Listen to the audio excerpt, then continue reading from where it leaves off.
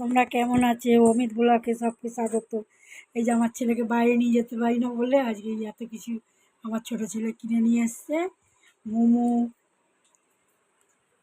French fry, momo 4-5 রকমের কিনে নিয়ে এসছে।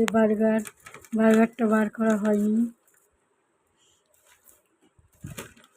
এই যে, তো বাইরে নিয়ে যাওয়া যায় না গাড়ি ছাড়া, ওই জন্যে এখান দিয়ে ছোটো ছেলে গিয়ে নিয়ে আসলো।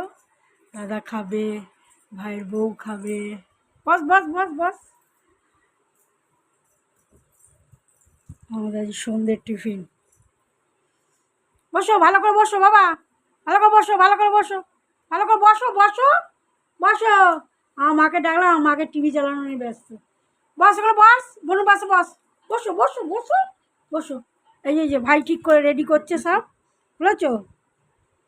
কে কে খাবেন চলে আসুন। বার্গারটা খোল কেমন দেখি, একটা বার্গার খোল। খুশি ওদের কাজ করছে তো। এ দিয়ে কি হবে, আমার বউ দিয়ে কে জানে। কোনো জিনিস আনলে যে চটপট খাবো কি কোনো কিছু না। লেটেস্ট ঢেঁড়স, একটা ঢেঁড়স। আর আমার বড় ছেলের অবস্থা দেখুন, দেখছি বনু কি খুলছে। ওই যে হাসি কি, বনু কি খুলছে। এই তো রাখো, এখানে রাখো। ঠিক আছে রাখছি, এখন খাবো, রাখছি। লাইক শেয়ার করুন, পাশে থাকুন।